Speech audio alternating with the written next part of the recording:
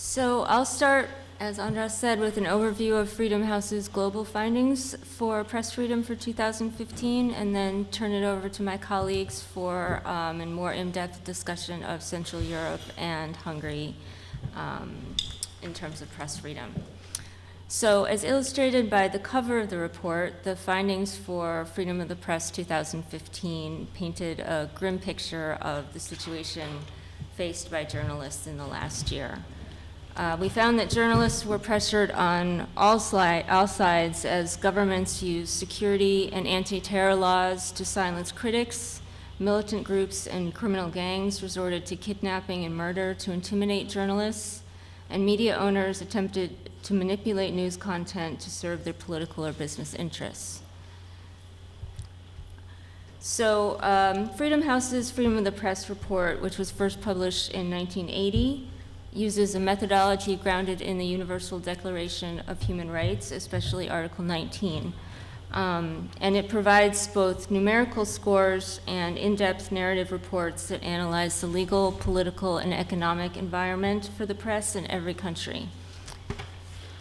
So because we have this time series data going back to 1980, we are able to track global developments and trends in press freedom, which puts us in a unique position to see these trends over time. So as you'll see in this graph, the global average score for press freedom reached its lowest level in more than a decade in 2014. With the exception of 2011, when the score improved due to dramatic openings in Tunisia, Libya, and Egypt in the immediate aftermath of the Arab Spring, the global average score has declined steadily for more than 10 years.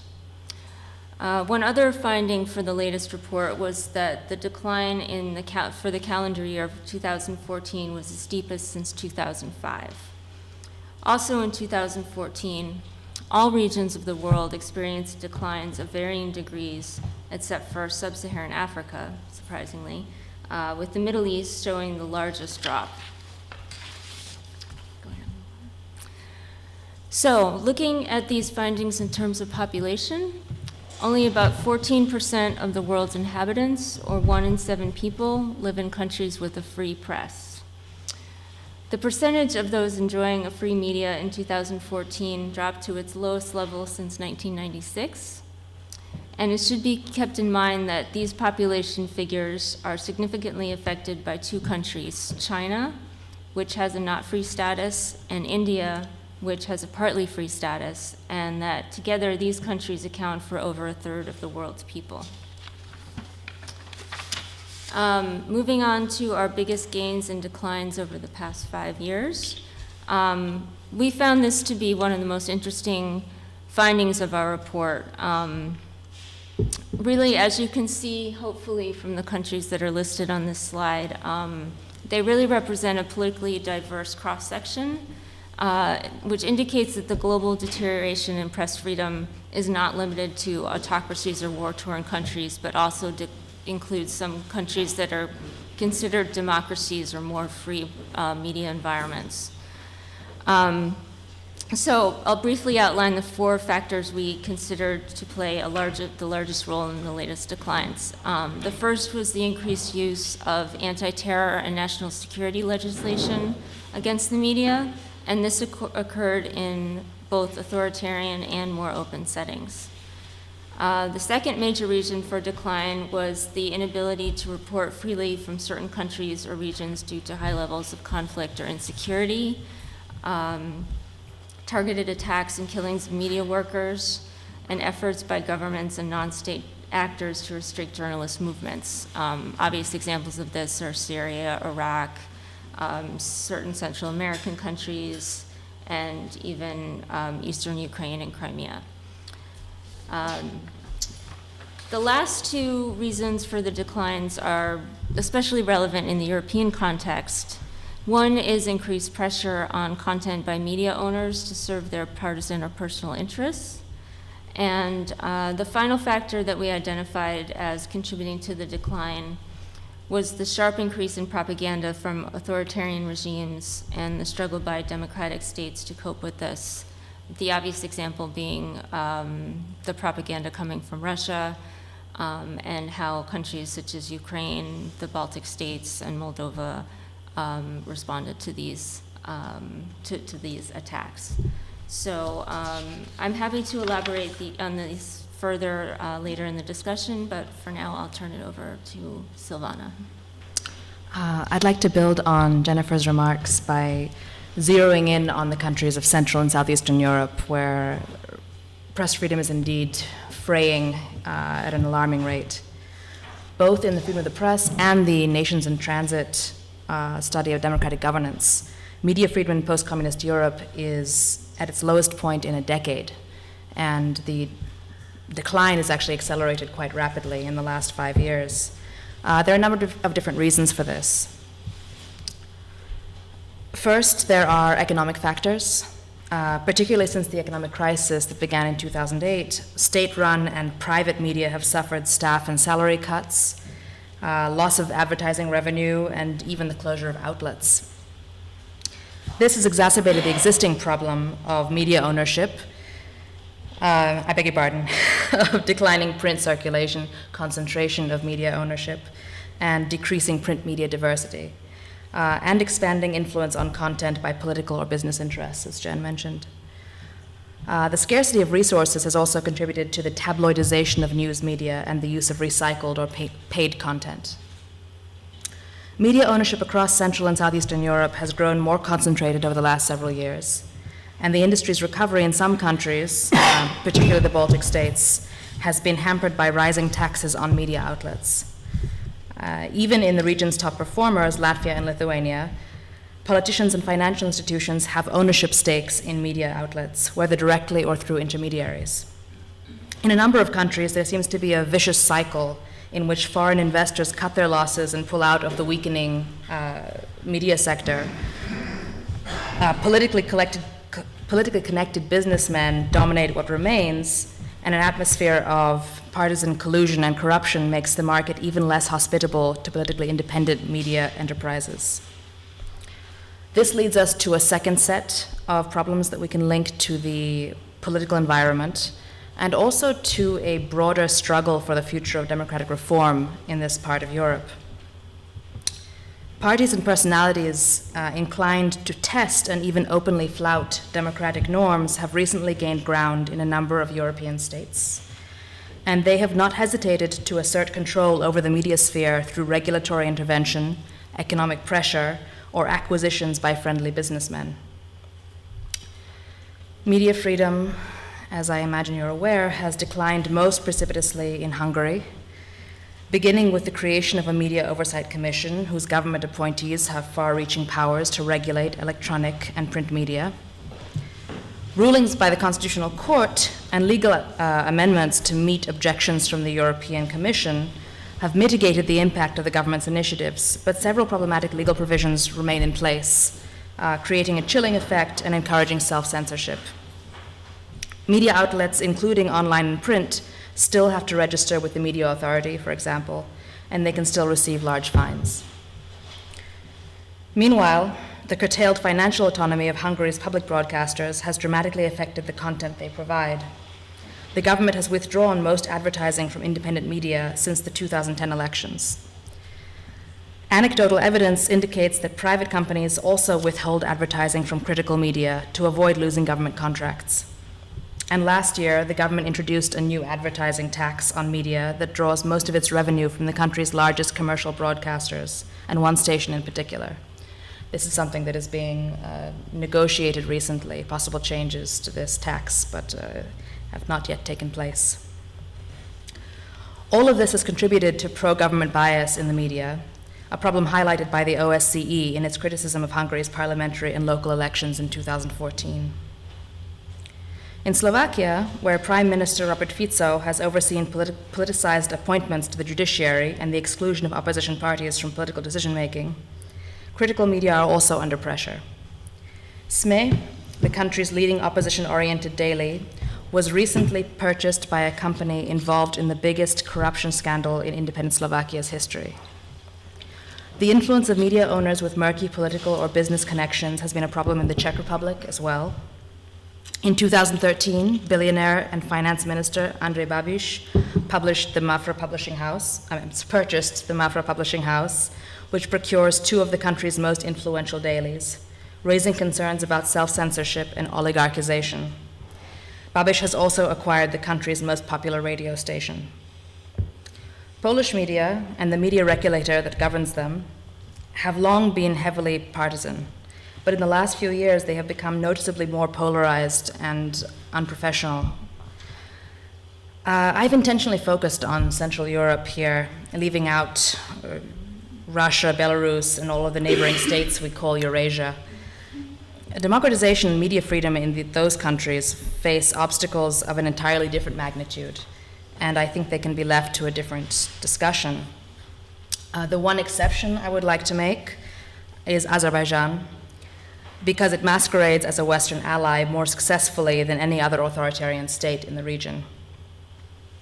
For years, Azerbaijan's wealth and strategic cooperation have discouraged many European and other democracies from demanding accountability for the country's atrocious human rights record. In the last 4 years, the Aliyev regime's repression of civil liberties has escalated sharply, with countless arrests and other legal reprisals against activists, bloggers, and journalists. Economic and political pressures, including the freezing of assets and intimidation, led last year to the closure of multiple organizations that support journalists' rights, among them the Media Rights Institute and the local offices of the International Advocacy Group IREX. Authorities also raided and closed the Azerbaijan bureau of RFERL, one of the strongest independent media outlets available in the country. As of last December, the number of political prisoners in Azerbaijan was estimated at 90, more than in Belarus. Faced with Russia's reemergence as an unambiguous enemy of liberal reform and European integration, Europe's democracies, both old and new, must work harder than ever to reinforce the practices and institutions that bind them together. In particular, democracies must come together to support media freedom in the former communist sphere. National governments should be monitored, called out, and penalized where possible for any attacks on independent media, and local civil society groups should be bolstered in their efforts to defend freedom of information in their countries. The success of protests in Hungary against the Orbán government's recent efforts to impose an internet tax is a vivid reminder that movements of engaged citizens can serve as a check on authoritarian power grabs, especially in societies where opposition political parties are too weak to perform that role. Thank you. I think one of the questions that the issue of Hungary as the worst practice in this region raises is why did media freedom begin to deconsolidate? How to explain this sudden and abrupt change in around 2010 when a consolidating status of media freedom turned down into a deconsolidating one? That could be question one, how to explain this change of trends. The second one would be why the media? Why do governments bother to take capture and to exert pressure on the media? I think we all in this room know that the media's impact on political opinions and on voting behavior is at best limited. The media can only reinforce existing attitudes and opinions, but cannot really change the way people think, especially when it comes to the public service media, which is the prime target of political instrumentalization and of political capture. But we know that in this region, the public service television channels only reach about 7 to 10% of the population. So how would you reasonably expect PSB to change public opinion? What other motivations could there be? We also know that in the former communist countries, the status of media freedom is especially likely to change after changes of government, because the first thing most governments do is they pass a new media regulation in order to change the media regulatory authorities and the people sitting on the boards of these institutions, so that they can actually take control of the media in general, but in particular of the state media, which some people call public service media. I would also argue that this is not a very recent trend. In fact, many analysts would suggest that the media in Hungary was undergoing some kind of a Berlusconization in the early 2000s, but what we have now today is no longer Berlusconization, but Putinization of the media and of the country. I would suggest that there could be at least 4 different reasons behind the current trend of media capture or party colonization of the media. And the first one is kind of self-evident. It is a structural reason. It is the fact that in 2010, in the form of Fidesz, an anti-system party took office in Hungary. And in fact, this is the only anti-system party in Central and Eastern Europe that not only took office, but could stay in power for as many as 5 years and possibly more. This is a cartel party which is seeking to cement its position within the political system by way of capturing the state and also by way of capturing the media, especially the state media. Remember that the annual budget of the media authority and the public service broadcasters and the National Wireless Agency combined amounts to 0.3% of the national GDP. Now, much of this money is actually channeled into the pockets of Fidesz clients and cadres. This is a way of indirect party funding. These people are given access to state resources and to media resources in exchange for various favors that they have granted Fidesz in the past or that they are expected to grant Fidesz in the future. So what we have here is state capture, media capture, a wide network of clientelism, because Hungary, as you know, is a particularistic society in which informal relationships actually matter more than formal structures. We have the exploitation of resources, including state funds dedicated to program production, to advertising, well-paid senior positions in the media, radio and television frequencies, and airtime, which are an important resource that clients can make use of. So this could be one of the possible reasons for media capture in Hungary, with the outcome that because people nominated into key positions are selected on the basis of political loyalties, we also have a kind of a counter-selection of so-called media professionals, which has the direct outcome that media content is often distorted and biased. The second reason, or second set of reasons, could be personal ones. This is what our beloved Prime Minister calls an illiberal democracy. That is, in other words, an authoritarian democracy. The guy in charge has such a personality that he simply cannot stand criticism, which could drive him to tame and silence all critical media outlets. You know, in an authoritarian system, as first described by Ziebertram and Peterson, you can almost say anything, but you cannot criticize the monarch. So as a consequence, what we are witnessing in many of the media outlets today is some kind of a deprofessionalization of journalists. It is some kind of a domestication of journalists, if you like. Journalists, especially in the public service media, but some other private media as well, are being turned from watchdogs into lapdogs. The third set of reasons would be the pragmatic ones. Because we know that media cannot really be expected to change public opinion, then we also need to ask the question of what explains this widespread and intense propaganda that we are witnessing if we turn on the radio or the TV. And a possible explanation to this puzzle would be that much of the media today under government control is targeting the Fidesz constituency, the core voters of Fidesz who need to be mobilized on a permanent basis. These are smart guys. They know that they cannot change the views of apolitical voters, of opposition voters, but they're addressing their prime audiences, which is the loyalist Fidesz Christian Democrats voter. Last but not least, we could identify some ideological reasons. Because what we could also see in recent years is repeated efforts by the government to rewrite history.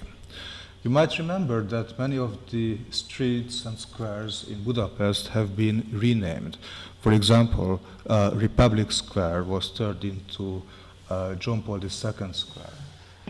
And you could go on with the list. I mean, this is really strange because this is an old Hungarian or Central and Eastern European tradition to change the names of streets like every 15 years.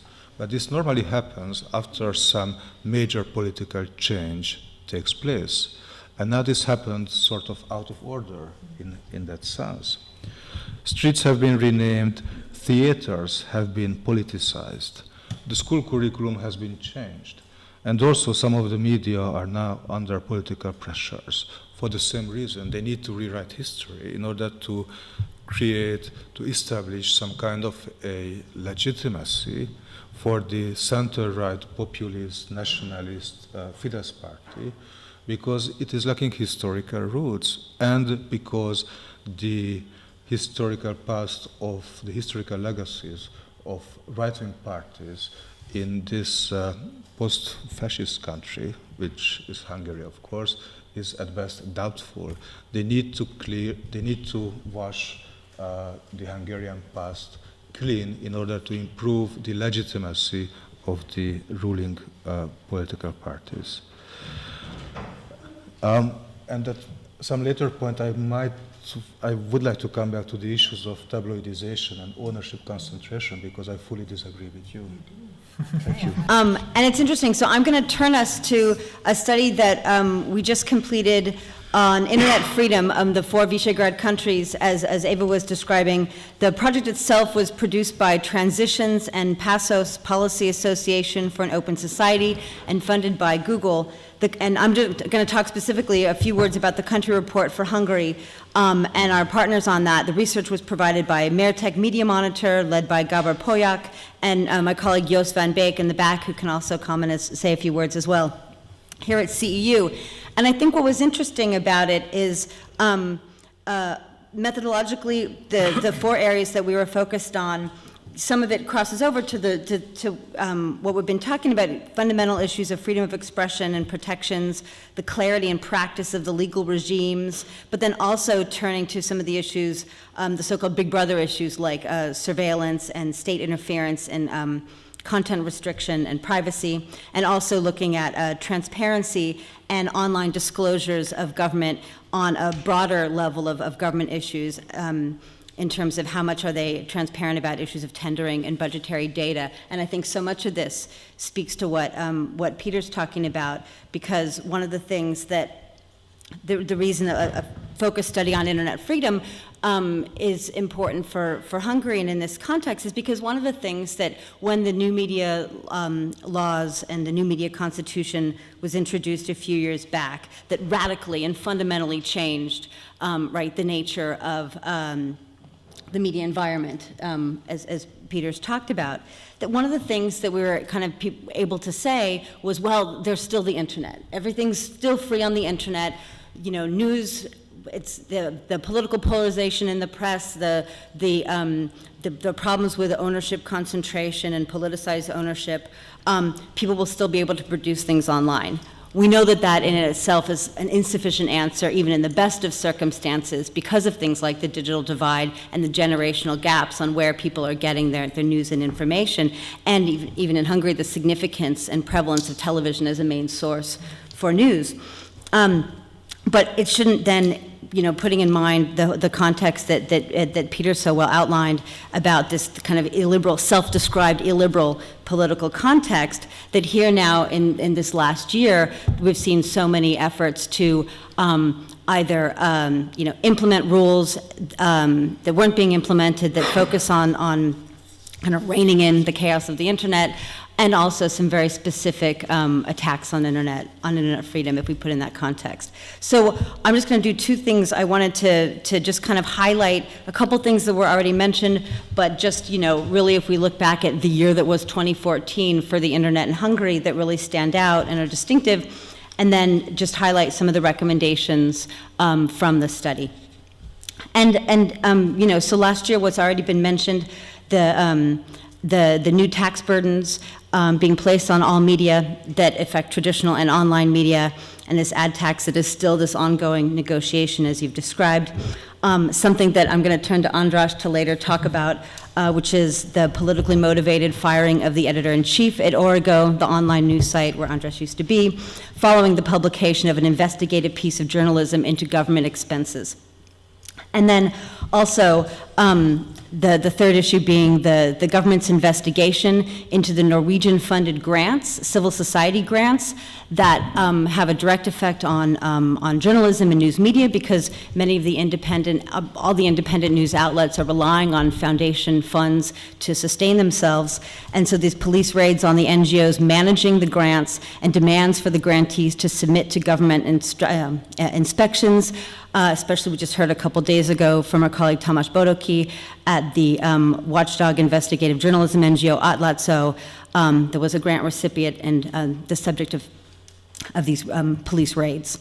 And then lastly, the issue that really interestingly and importantly got a lot of international attention was the government proposal for a new internet tax on data usage, which would have been the first of its kind in any country in the world, taxing us on how much we use the internet. The proposal was withdrawn a week later following massive public protests, including demonstrations of 100,000 estimated in Budapest and demonstrations in, I think, 10 or so other cities or more across the country.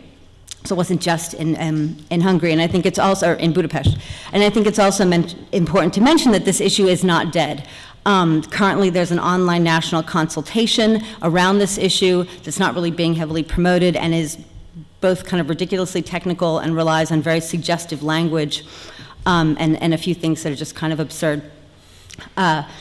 Even though Orbán has said that they weren't going to reintroduce the tax in that form. So again, that is not a dead issue, even though there was a real kind of wonderful moment of success, and it is seen as a real mark of the impact that civil society can have on some of these laws. And I want to just mention, kind of as a sidebar, a few points in terms of how this was defeated, because I think this also speaks to some of the points that Peter was making, that, of course, the public protests and the massive outpouring of opposition was really significant. And then related to that is the press coverage of those demonstrations, and in particular, the visual footage that was created, because you've got tens of thousands of people on the bridge, on the chain bridge, and this wonderful aerial photos from photojournalists, from a drone that I'm going to leave to a colleague here that if you want to ask more about that, leading to very dramatic images that really captured and demonstrated that there was this mass mobilization against the regime, even though it was particular to this internet tax in a policy environment. And I think that to that point, it was also about the timing. Amidst an economic crisis, economic despair, growing disillusionment with the government, and declining popularity of the regime. So even though it was about the internet, it was about more than the internet in that way. I think there's also something about the perceived nature of the internet in public life, which is one of the reasons why this study, kind of taking a more narrow approach to freedom on the online spaces, was one of the motivation.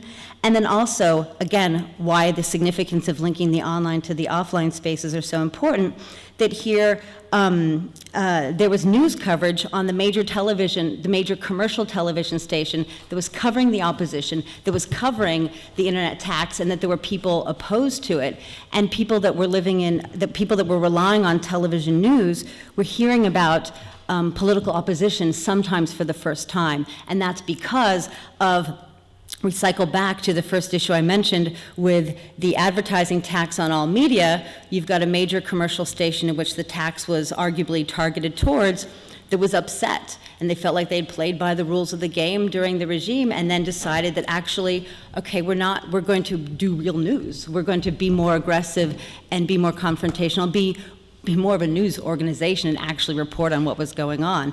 And so I think that was a really significant piece that demonstrates, again, this interconnection between the issues of media freedom online and offline that take us full circle around. And then lastly, just then in terms of what the focus, and all those issues we discuss in the study. And in terms of recommendations to maybe kind of end on something that's proactive in terms of what can be done or what we would like to see done. I mean, the first being no reintroduction of an internet tax. That just needs to go away. The legal requirement for media that includes online media news sites to register with the Media Council needs to be, at the very least, more clearly defined, and some say abolished altogether, because currently any media outlets carrying commercial content must register with the state. And there's a lot of big questions about what constitutes commercial content and what that actually means. And it's in the overall context of the extension of regulatory powers in terms of what constitutes Hungarian content and what kind of content should be regulated under traditional rules that were meant to apply to print and or broadcasting exclusively. And again, these content regulations are vaguely worded, and they should not apply online. Specific media laws regulating content online are unnecessary and inconsistent with international norms and standards. Fourth would be the issue of defamation, and this is also something that applies online and offline. Defamation needs to be decriminalized. This is a broader issue across Europe, but certainly important here. And in particular, the past few years have witnessed a number of instances of legal proceedings over user comments on websites. And such cases were initiated by politicians against those writing comments critical of their views. And so it's very politically attached in that way. And then also related, there should be a reversal. We recommend the reversal of the court decision that holds content providers responsible for and liable for user-generated content, even if that content is removed quickly. The fifth is the new revenue-based tax burdens, as we've discussed, should be based on profits rather than revenue or withdrawn altogether. Sixth, the powers of the media regulator to oversee online content should be rolled back, and its politically controlled membership structure needs to be reformed. There should be representation of diverse political and professional views and experiences on these boards. Again, this goes back to some of the stuff Peter was talking about. Seven, there's only three more. The scope of fines and sanctions that the Media Regulatory Authority can impose need to be reduced. And in particular, the regulator can now apply sanctions to online content that was previously not regulated. And there's a lot of issues around self-censorship and proportionality regarding the amount of those fines, those sanctions that can be levied. Second to last, transparency issues. Hungary actually, scores okay on some of those issues in terms of putting material online. However, the government databases are actually really hard to navigate, and so it's one thing to put stuff out there on the internet, it's another to create a mechanism through which people can actually use what's up there. There are also rules against abusive data requests that have the effect of arbitrarily restricting the disclosure of public data, and those need to be repealed. And then also an overall increase in the transparency of the media regulators' decision-making is also really significant. And then lastly, there's a lot of issues around the National Authority for Data Protection and Freedom of Information. The European Court of Justice has ruled there's a lot of questions over the independence over that authority and their powers that they have, in particular ruling that they ended what was the current data protection officer's term early, even though he had a contract, that was a breach of those rules. And so there's a lot of questions over how freedom of information claims, when they're rejected, what are the grounds on which they're rejected. And so even though there's a strong FOIA law, the actual implementation of that has a lot of questions. I'll leave it there. In Hungary, and I haven't prepared any talk, but I would like to open our discussion with more like a personal story. that a few months ago I was in Prague, and I visited the office of a new magazine called Reporter. That it was launched by a group of journalists who left Mladá Fronta, one of the newspapers that, Silvana, you mentioned in your remarks. And they left because the newspaper was, and it was one of the biggest, or maybe the biggest newspaper in the Czech Republic, was taken over by an oligarch, the deputy prime minister, who has a huge business empires, and they didn't want to work for him because they thought that they can't continue the kind of journalism that they believe in. And then also earlier this year in January, a new newspaper or a news site was launched in Slovakia called Denik N, and that was put together by a group of journalists, another group of journalists who left a major mainstream publication, SME, and they left, again, just as Silvana explained to us, because the SME, the media company, was taken over by this corrupt or politically connected company, Penta.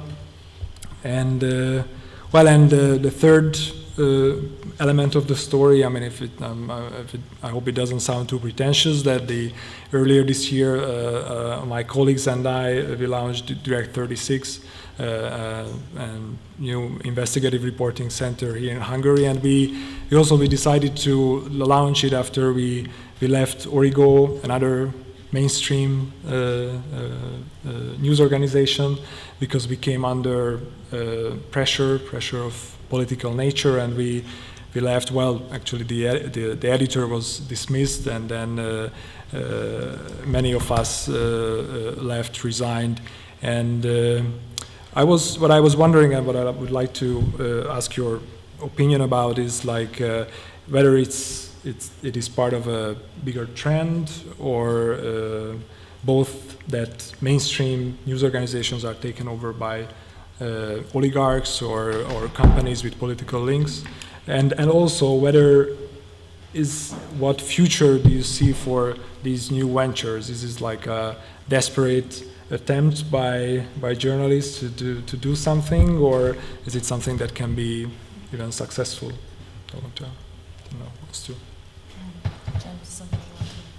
Well, it's definitely a global trend. The most obvious example I can think of right now is Turkey, where we've seen mass firings at several previously independent outlets that were taken over by companies with close business relationships to the government.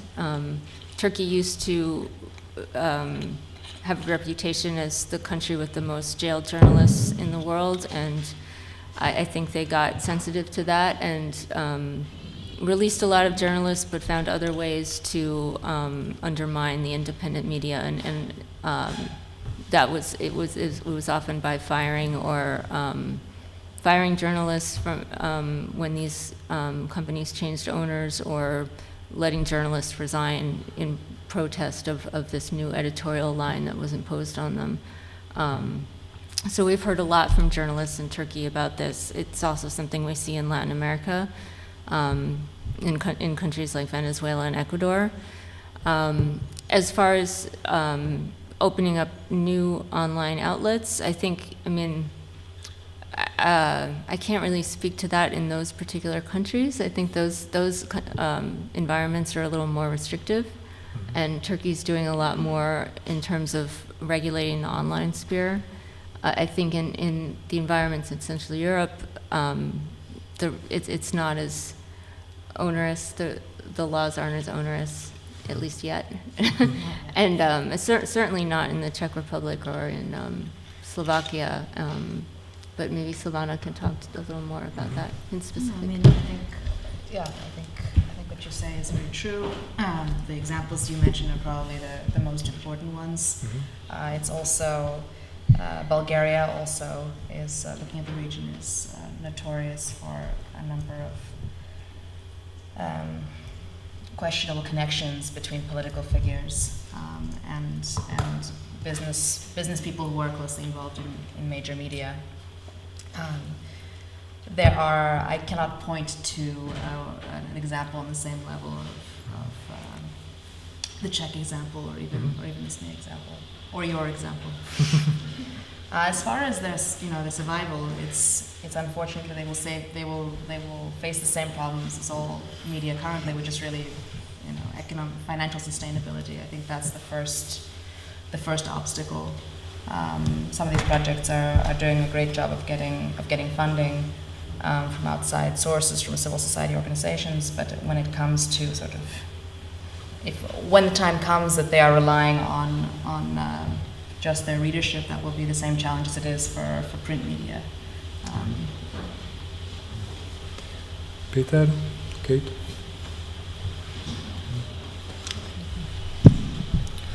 Well, I too agree that the rise of domestic oligarchs seems to be a kind of general trend occurring in Hungary, Bulgaria, Romania, and also in perhaps in the Czech Republic, like you said. And this is, of course, coupled with the withdrawal of foreign investors. So one of the issues, of course, is that the big multinational publishers who were invited to come in these countries and were seen to be some kind of guarantees of political independence, because we all know that there is no political independence without economic independence. Now they have had enough, and they are fed up with all these policy changes in the legislative frameworks, and also with the business failure, because after all, it turned out that especially since the global economic crisis, that it's not such a good investment, especially as regards the print press, the broadcast media being a slightly different issue. So they are going actually home and leaving these countries behind. This is, of course, one of the major issues. Can I say something about investigative journalism and tabloidization and ownership concentration? I think that contrary to the widely held view, investigative journalism is actually quite strong in at least Hungary. If you take a look at the various funds honoring investigative reporting, you have the Soma Foundation, for example, and they get over 40 reports from the print press only every year. That means that you have one big story exposed basically every week, putting Christmas and Easter apart. That is a huge amount of investigative reporting. The trouble here is that this is a country with no consequences. So, for example, if you compare the MP's expenses scandal in the UK and in Hungary, these are pretty much the same stories. But now you have a number of former British MPs in jail, but nothing happened in Hungary. So investigative journalism alone cannot have a major impact on the political setting unless it is coupled with the adequate judiciary framework and the adequate political institutions, and maybe with the needed political culture as well. Tabloidization and ownership concentration. I would argue that actually both are positive trends for two reasons. Tabloidization means basically better access for the audiences to political content. Tabloidization means that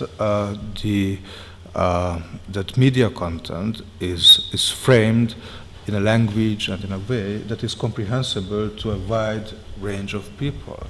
It basically translates abstract political occurrences and events and links and backgrounds into the language of the man of the street.